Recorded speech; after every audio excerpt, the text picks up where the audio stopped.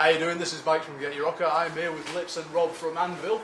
Big time rock stars, big time movie stars. Here in Manchester to rock out again. How you guys doing? We're doing good, man. We're good. I like your intro. Yeah. Well, I did have questions ready, but I want to start off first because I found this brilliant item in the merchandise booth. This is the Rob Reiner calendar with Rob Reiner artwork. I wanted to show the nice people at home the artwork that's inside because I think it's amazing. That's very cool. It's all good. This is the kind of thing that you can find when you go to an Anvil show. Yeah. I just happened to come in on that one picture. The most infamous painting ever. But you know what? This thing was made actually because Lips told me to do it. That's really how this came about. He says you should make a painting of that. Because I had a photograph. I took a photograph of this. And then Lips at rehearsal one day said, make a painting. And I did. There you go. It's all good, isn't it? I should make another one. I'm going to make a series of them. We got to have one with bean extract. Okay. Anyway. So yeah, you played Glasgow last night. How was that? Mind-boggling. Great. Scotland rocks. Yeah. Like, really. It's the north, isn't it? Like it's a real North UK. I know Scottish have a different kind of blood in them, I think. Yeah, good turnout for it. Yeah. Yeah. Absolutely. And For Sunday, consider. Yeah. And you go into Europe after this. You're playing Wacken Open Air. That's a pretty big gig, isn't it? It sure is. We were there. When was that? 3 years ago, Yeah. 2 or 3 years ago. 2010. It was really good. We got to play in front of 80,000 people or something. It's crazy. That's the mecca of metal. Indeed. And so you got the new album out. You got Hope in Hell out over here a month ago. Still big on the alliteration for album titles, I see. What are the inspirations for album Yeah. titles? Well, we always use alliterations, and it's not easy to come up with stuff that actually, it's really easy to sit and look at it afterwards and go, oh, yeah, whatever. Come up with it and think it up, dream up the ideas, good luck. Especially the visual, even if you have the alliteration, making a visual for it. Yeah. Sometimes it's not that. Yeah, and it's got to be somehow tied into some kind of way that with the Anvil and the band and the music, and the whole thing has to work. This album easy cover's to do. pretty cool. The Anvil is the arc and people coming into it. That's right. Is that an idea that struck you instantly, when you thought the title, or is that just something that came later and you thought this is a good idea? You just explained it. It came more a little bit after the title came, then the image came after The title. The title. At first, when we were looking for something, of course, we're always looking for alliterations, and I thought initially piece by piece, and we couldn't decide on the spelling. And then the visual. The visual. Well, we came up with a great idea for what it might have been, which was a cover that looked like a jigsaw puzzle. But then, once we got that far, what's the picture in the jigsaw puzzle going to be? And we just kind of kept on mulling it over and thinking about it. And at one point I go, there isn't a hope in hell this is going to work. And then went, wait a second, that's a much better title. So then I emailed the artist that we usually work with, and I asked him what he thought. And he thought, put an anvil in the desert at an oasis. And then it just triggered the thought, how about Noah's Ark and hell? And that's how that Modernized. yeah. That is metal as fuck. I like that. This is the new. This is the first album with your new bass player. How has he affected the writing process? So, well, he hasn't. He's not involved in the writing. Yeah, not this time. But he brought a lot of new, fresh sound to the Anvil. New fresh sound and He's much right over there. happier and pleasant attitude overall, and it's really good. We still sound like Anvil. Like in general, we're always going to, because the songwriting style comes from one source. But it's been a great fit. The sound's been a great fit. Well, you've likened him to Steve Harris. What's he brought to the live performance? He's brought a lot of thunder, and he's got his own style. I guess much, call much. it, I guess you could call it like an Yeah. Iron Maiden thing, you know. But I find it a little different than that. Really. He sounds great. I'm very pleased with Sal's how it's turned out. Now, you said that the album, the flair of the album, reminds you of the beginning of classic metal in a really positive way. Is this album designed in parts as kind of a nostalgia trip then, for kind of the music that influenced you when you were first starting? No, it's not. It's not a nostalgia trip. No, it had nothing to do with nostalgia. You know, I've been listening to the same music my whole life. Right. So that means that when I go to write, I still have the same influences. So we're unchanged. What happened during the 90s is we became too much. but you started sounding like Don Anvil. Yeah, and, You know, like, and Anvil sounds like- trying to add influences from Like- bands like that we Pantera don't sounds. normally listen to, and making arrangements of music that very complex. Like, you know, you only need really 3 chords. You know, we started writing songs with 5 chords. Okay. And it became too much for people to comprehend. I mean, it's interesting. I mean, another quote that you have here is that you say you don't write music for the radio, you don't really say how to break records or anything like that.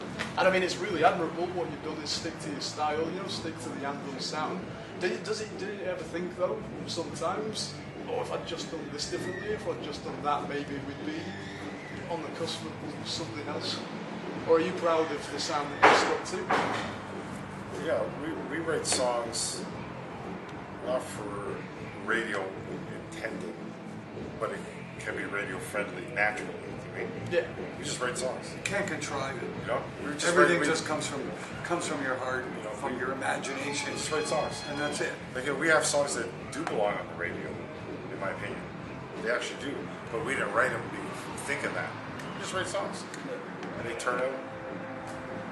But you can sit down, obviously, and go, man, that's writing a song for radio. You know, we don't think like that, right? No, we don't think that. That's not what we do. We think, like, let's blow ourselves away with a cool riff. It might fit on radio, but the thought of it is it's a cool riff, not that it's for radio. Well, I want to talk about the film briefly. Since it's come out and you've had this kind of resurgence, have you noticed a shift in the dynamic with the fans? Is it more a case of there are fans out in the shows who are saying, we told you guys all along these guys were awesome, or have there been more fans coming in who have said, wow, I saw the movie and these guys were awesome, I should check them out? It's both. It's both. And then were there a few people who remember you back in the day and then they saw the Oh, film and the like, diet. oh, you guys are still around? Absolutely. Check you out. Perfect description. Yeah, well, That's a good description. we describe it as people are discovering and rediscovering. Yeah. What you just said is the perfect description. That's what's going on, which is good. Because the new fans, they're discovering us, buying records, and they come to our shows, and they're getting into the band, and then they're telling their friends. And then the diehards, though, for them, the whole movie thing for them was a little bit about, they didn't need to be told about us. You know what I mean? Yeah. That was their edge. It's- So, It's an interesting time to be a band that has that classic connotation, you know, having this resurgence. I mean, this year, Black Sabbath, Deep Purple, released a new album, so it's kind of a classic resurgence on the whole. How does it feel to be still going while that's happening? it feels great, man. I always knew that all this was going to come about. We just had to stick around. Now, Everything works in cycles. In the film, you said a quote that was very interesting. You said that this age now, between the age of 50, between the age of 60, is the peak time. You feel that this is when you're reaching your peak, and it's all downhill after that. Do you still feel that way?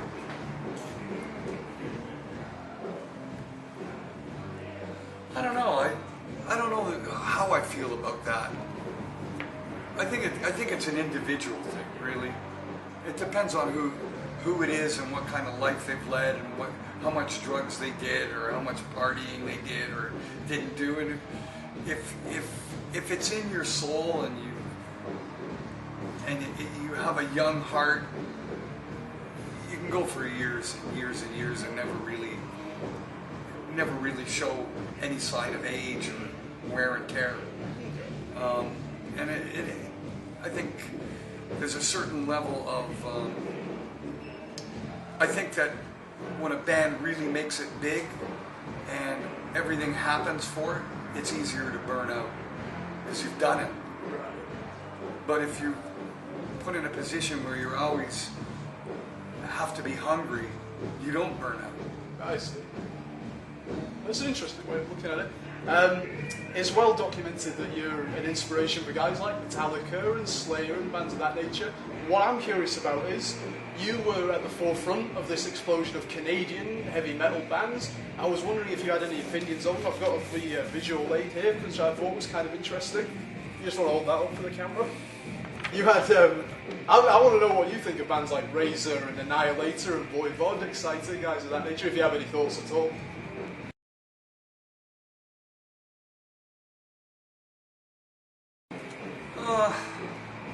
Not really.